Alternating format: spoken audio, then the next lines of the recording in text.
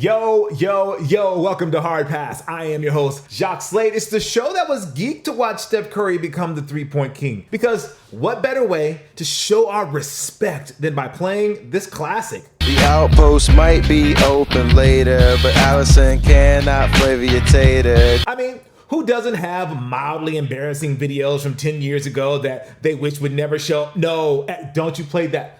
Don't play. Woo. Number 2 was the jewel from back in the day, made for Michael Jordan and helped him play in 85 and 86 when he made the trip back, rocking Air Jordan 1s with the ankle strap.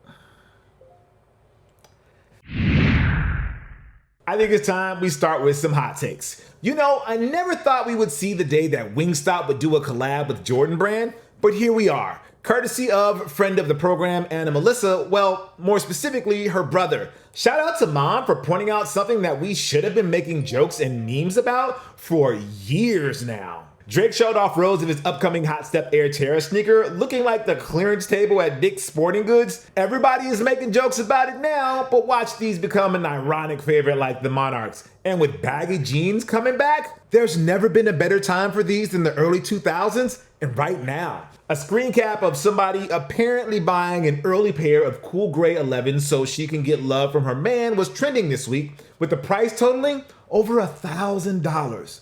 Listen, I hope that stayed on the confirmed page and she didn't follow through on that order, because unless that man is Jason Tatum, confirmed cool gray 11 stan, it ain't worth it, ma. Congrats to Crocs for joining the most inclusive club in sneaker culture. It's the everybody hates you because you bungled the release of your hyped collab, and then there are dozens of accusations of backdoor shenanigans. You know you've made it when somebody compares your release to the Trophy Run fiasco. Good luck on the next one, guys. Before we move on to the next segment, I just want to say thanks for the memories, Alex Caruso. You had a hell of a run in Los Angeles the past few years, taking the title you inherited from such luminaries as Travis Knight, Mark Madsen, Mike Penberthy, and Luke Walton. Overtaking all of them and actually becoming an important part of a championship team. We wish we could have kept you, but we're happy you're killing it in Chicago.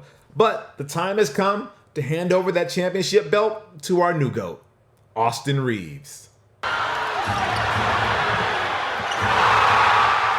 All right, it's time to celebrate the greatness of Steph Curry. First, we got to congratulate young Wardell for breaking the NBA's all-time three-pointers made record previously held by Ray Allen. With James Harden taking on a secondary role to Kevin Durant in Brooklyn and Damian Lillard a little further back in Portland, Steph will have a chance to expand his lead and reach numbers that we can't even imagine. As of this recording, he's only a few threes away from 3,000. Barring injury, I would not be surprised if he got to 4,000 when all is said and done. With Steph back to playing at an MVP level and a Klay Thompson return on the horizon, it's safe to say the Warriors are back. As a Lakers fan, I just want to say that sucks. But as a fan of the league and the game of basketball, copyright Michael Jordan, it's great to see Steph out there balling like he used to prior to Kevin Durant playing for Golden State. It's giving me the vibes of when he first became a superstar and he trended on social media every time he got a hot shooting hand early in the game. You would drop whatever you were doing to find the nearest TV, or if you had League Pass, check it out on your phone to see what crazy shots he could come up with. The Stephanescence, or whatever we're calling it, is also bringing back memories of when Under Armour was actually on the uptick. There was a time in the mid-2010s where Under Armour was catching up and surpassing Adidas for the number 2 spot in sales and mindshare. Kanye West signing with the 3 stripes and Under Armour dropping those, let's just say, ill-fated Steph Currys would make sure that reign was short-lived, but I think the brand might finally be out of the proverbial doghouse. The Curry brand, is out of the proverbial doghouse, not Under Armour. I'm not sure what they can do to dig themselves out of the hole that they are in terms of perception, but I think the introduction of the Curry brand as a separate entity that is almost devoid of UA branding is the best thing both parties could have done. The Curry Flow 8 was a solid shoe that I thought was the best signature model last season. And while I had my doubts about the Curry Flow 9 initially, I think it's shaping up to be another solid pair as well. That blue and gold 2974 pair he wore to break the record, need those. Again, the minimization of the UA logo has gone a long way in opening up what could be possible, and the new Curry logo is shaping up to be one of the best and most creative we've seen in a very long time. Yeah, it's another one that mixes the player's initials and jersey number, but it's a really good one of those. I don't need a civil engineering degree to figure that out. Neither Nike nor Adidas has made a good one of those in like forever. And I know, resale isn't always the best indicator of what's hot all the time, but it's not every day you see Curry's go for over retail and hold steady at those levels. And for whatever it's worth, a number of Curry 8 colorways are still going for retail prices and not dropping to clearance levels both in-store and on reseller platforms. I guess we'll see how the story of Steph goes as we head into the second half of the season and everybody starts to get ready for the playoffs. But as of right now, welcome back, Steph. Wish you were on the Lakers, though. I mean that. Come to the Lakers. It's time for the Heat Check, where we bring you everything that's dropping this week. We have the Adidas Yeezy 700 MNVN Metallic on December 20th for $220. The Yeezy 350 V2 Blue Tint, it's a re-release on the 22nd for $220. The women's Nike Dunk Low Primal Pink on the 22nd for $110. And then the women's Nike Dunk Low Primal White on the 22nd for $110. The Adidas Yeezy Boost 350 V2 MX Rock on the 22nd for $220. According to the University of Saskatchewan, a rock is a solid mass of geological materials. Geological materials include individual mineral crystals, inorganic non-mineral solids like glass, pieces broken from other rocks, and even fossils. The geological minerals and rocks may be inorganic, but they can also include organic materials, such as the partially decomposed plant matter preserved in coal. Meanwhile, The Rock is a 10-time WWE champion, 2-time Intercontinental champion, 5-time Tag Team champion, and 2000 Royal Rumble winner, and the company's 6th Triple Crown champion. Oh, and he's also the foundation in Fortnite, whatever that means. We also have the Nike Air Huarache Liverpool on the 22nd for $130. A few weeks ago, there were reports that Nike and LeBron James were getting ready to drop a collection of Liverpool and LBJ branded gear. This Huarache, based on the iconic club, probably isn't a part of that set, but I was fooled for a second there. Ah well, looks like we're gonna wait a little while longer for that collab. Women's Air Jordan 1 Atmosphere on December 22nd for $170. Michael Jordan loves bubblegum. Nike makes Air Jordan 1 based on Jordan's love of bubblegum. That's basically the story behind this new hot colorway of the ones that will drop only in women's sizes. And really, do we need any other reason? Air Jordan 4 Golf Bread on December 22nd for $220. Continuing on that train of thought, it's the Air Jordan 4 Bread. Jordan Brand is into making golf shoes now, so why not drop the Jordan 4 Bread as a golf shoe? Like, it's a license to print money. And I could be wrong about this one, but there have been several instances where the golf versions of a Jordan Retro is crafted better. Kind of feel like this could be one of those. Well, hopefully I can get a pair before they sell out in seconds this week. And then pick of the week is the Nike LeBron 9 Watch the Throne on December 9th for $230. Hold on, Watch the Throne is a decade old? I was but a young pup in the sneaker game back then when nothing more than a bad camera and a green screen in a dream. I'm not sure what the culture thinks about the album now, but I think Watch the Throne has aged well and the LeBron 9 has aged well too. Haters forget, or conveniently forget because they never want to admit anything positive about LeBron, but those first 2 years in Miami were a special time in LeBron's sneaker history and rivaled anything that came out around the same time, including Jordan Retros and Kobe's. And now for a heat check on Jordan Brand price hikes for Retros. Short version of it, it sucks, and it gets a preemptive hard pass this week. Context: a few weeks ago, Jordan Brand revealed their spring 2022 lineup of retros that includes the Air Jordan 1 University Gold, that's based on Michael Jordan's alma mater, and Air Jordan 4, that's an homage to Coach Phil Jackson, and the Air Jordan 6 University Blue. There was also the Air Jordan 3 Muslin / University Red that caused a minor and totally unnecessary controversy on the internet because it bore a resemblance to a custom we first saw back in August. I thought it was more like a consolation prize for those A Ma Maniére Air Jordan 3s, but what do I know? I'll probably end up talking about this topic in a future episode in more detail, but here's the short version. The typical sneaker takes 18 months to go from concept to research and development to sample to production to retail. Are there exceptions to this? Absolutely. Would Jordan Brand really fast track a new colorway for a general release retro that's, let's be honest, mid at best? From 18 months to, let's see, September, October, November, December, January, February, March. 7 months because they saw a custom on Instagram? This is a case of nothing to see here, and it wouldn't have been such a big deal if people were more educated on how the actual production cycle works. Also, it's a middling colorway. We need to talk about more important things like the fact that these retros are jumping in prices yet again. Jordan 3s and 4s are seeing an increase of $20, moving the price up to $210 from $190. And Jordan 6s are going from $190 to an even $200. You can chalk the price hikes to several factors, including but not limited to supply chain issues, inflation, and others. But even before the pandemic, the price of retros, along with every other sneaker out there, hyped or not, has been rising in price. In the back of my mind, I always thought 200 was the magical do not cross price that Jordan Brand would never dare go over when it came to general releases. But once we got 11s and collabs that went over that $200 line and creeped closer to $250, these latest rounds of increases for general releases were going to be inevitable. And you can't blame Jordan Brand for trying to see if they can get away with it. Okay, let me rephrase that. We can't blame Jordan Brand and Nike for these price hikes, but as long as we keep buying them, they are going to test our patience and our bank accounts. Now, you might say, well, resellers are buying them all up. Well, don't buy them from resellers. Let's all show some patience and discipline, and maybe we might get somewhere. Do I think it'll actually work this time?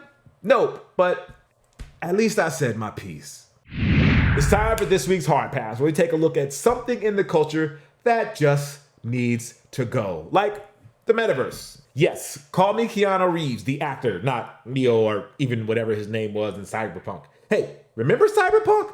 Did they ever fix that game from the crippling disappointment that it was when it dropped around this time last year? Not good times. Anyways, the metaverse is coming whether we like it or not. Everyone from Mark Zuckerberg to your Instagram friends with bored apes for avatars are betting big that this always online and interconnected virtual world is where we're all headed. And I don't buy it. At least in the way that these tech bros are selling it. Just like Keanu, in an interview promoting the upcoming Matrix Resurrections, which I hope to Morpheus is really good like the first movie and not a cluster like everything else after the first movie, Reeves expresses his interest in the metaverse as long as the biggest of the big tech isn't involved. And I'm right there with him. But we'll talk about our deeper concerns later. Since this is Hard Pass, we have to talk about Nike.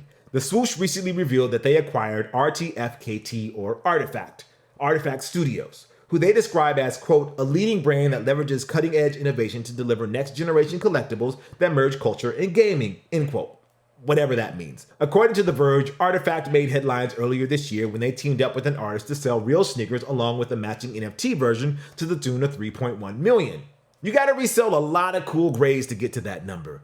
Nike's acquisition, along with their opening of Nike Land and Roblox to go with ongoing collaborations at Fortnite and NBA 2K, is a sign that they are putting a significant amount of investment into dominating the virtual space the same way that they do with the real world. How will it all play out? Well, that remains to be seen. But my guess is that whatever the metaverse evolves into, Nike will be there to capitalize and charge us currency, whether it's paper or crypto, to rock their gear online. Now, I'll be the first to admit that the metaverse is still a tad confusing to me. Like, I understand the pie in the sky concept of what these billion-dollar companies are trying to achieve, but there's just so many things getting in the way of that supposed utopia, and one of those roadblocks are the billion-dollar companies themselves. It's also a little interesting that in the same year that Nike has been laying the hammer down on certain customizers and bootleggers, they team up with a studio that has made virtual sneakers that are blatant ripoffs of Air Force Ones and Air Jordan Ones. It just goes to show you that if the big brand sees value in what you do,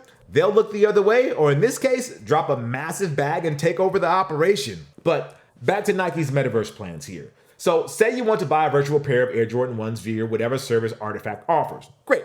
Now that you own a virtual pair of Bread 1s, let's explore the possibility of what you can do with those sneakers made of 1s and 0s. One of the promises of the metaverse is the convergence of once separate video game universes, not unlike what's going on right now with the MCU.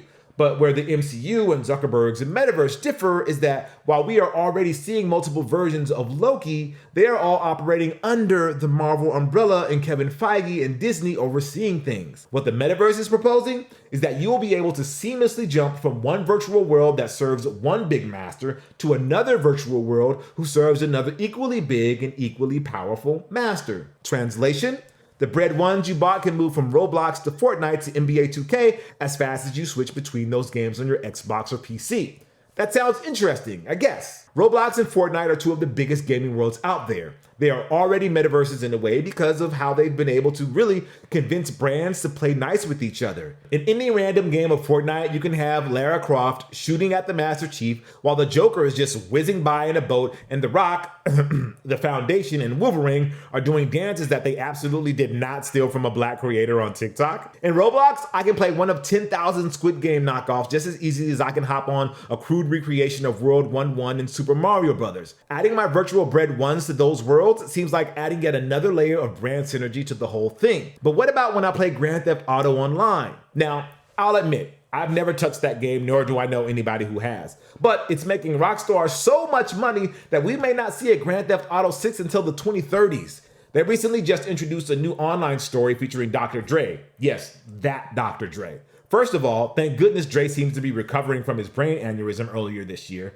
Second, to secure Dre's likeness and new music, Rockstar had to secure him the biggest bag possible, which they collected from the pockets of gamers who are playing GTA Online. In other words, Rockstar is doing just fine, thanks. Why would they go through the trouble of letting me in, dude who's never played GTA Online before and has never dumped money into their Dr. Dre fund? Could I bring my bread ones into their world, especially since they already have a robust economy that includes clothing items that probably resemble a pair of bread ones? What will compel Rockstar to share their universe and build art assets from scratch? The answer is a Dr. Dre-sized bag, of course, but what about when Phantasy Star Online or Genshin Impact or Final Fantasy Online or World of Warcraft wants their share? What about wearing my bread ones in the next Super Mario game? Would Nintendo, with all their ass-backwards views on online gaming, be down for teaming up with all of these brands? I think you already know the answer to that, and it's hell no. All of these walled gardens and closed systems are now going to break down just to make Mark Zuckerberg's dream of world and universal domination come true?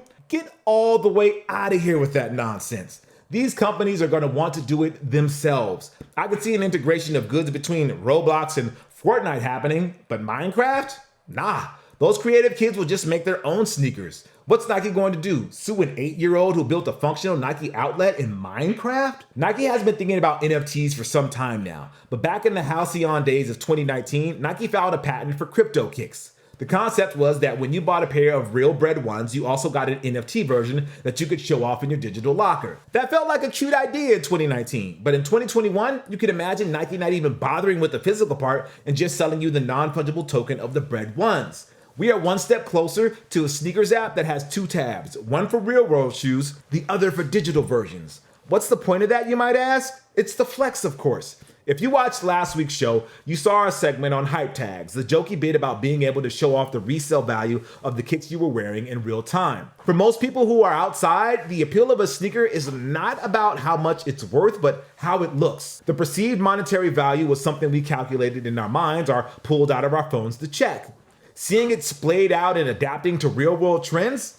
A fun joke, but probably not something we would want to catch on. With Nike's hypothetical crypto kicks, it will be all about how much it's worth. When you see a CryptoPunk or a Bored Ape sell for hundreds of thousands of dollars, your instinct is to look past the easily right-clicked JPEG and see how much it sold for. The same will go for the new sneakers app with crypto kicks. It won't matter what the shoes are. What's most important is the rush you get when the got 'em screen pops up and what the screen is worth in Bitcoin or Ethereum. And since it's on the blockchain, everybody will know that I am the owner of a picture of an Air Jordan Bread 1 number 093158326941 that's worth $100,000 in Dogecoin. The convenience of being able to flex on others without leaving the house or looking away from the phone is one future that Nike is kind of banking on. And with supply chain issues staring down at us for at least the next year, the hype tag bit is less of a gag now and more of a scathing commentary now. Wow. Now, one of the reasons Nike is also investing in the blockchain is because they want to charge people to rock their gear across all the platforms and get a cut whenever it sells. Around the same time Nike filed their Crypto Kicks patent, New Balance launched a pilot program that tracked the pairs of the Kawhi Leonard-backed Omnis. To be honest, I had either memory hold this story or it just never came across my desk at the time. Instead of me messing up what New Balance did for the Omnis, here's how the story from Silicon Angel described it. Quote, for the New Balance Omnis shoes, customers will receive a real chain card with an embedded identity and security chip. Upon receiving the shoes, the customer can then use the New Balance app to scan a quick response code on the card with the app and will be prompted to scan the chip within the card, and that will authenticate the shoes and the IOHK Cardano blockchain. Customers can then claim ownership of the shoes by entering a code printed on the tongue of the shoes into the app. From this point on, the ownership of the shoes is secured to the owner using the New Balance real chain blockchain platform. That sounds like a lot of work. Anyways, I probably won't forget the seemingly inevitable announcement that future hyped Nike sneakers will come with the chip embedded inside to prove their authenticity. This would, in theory, eliminate the need for those physical tags we see from reseller platforms. It would also diminish the value of reps to a certain segment of the population who want everybody to believe that they are wearing the real thing. The threat of being exposed as wearing reps would scare them into only buying the real deal. That won't stop counterfeits completely, but it will change how they operate. Now, if I want to prove my bred ones are legit, anybody can pull out their phone and scan my shoe and see that I'm its rightful owner. Of course, thinking about this led my mind to stupid places, and I'm already dreading seeing the next dumb viral stunt by gentrifiers, thinking it's funny to scan other people's sneakers without their consent. But what about the part where I said Nike would get a cut every time the shoes are resold? So when you sell your bred ones, your transfer of ownership is recorded on the blockchain.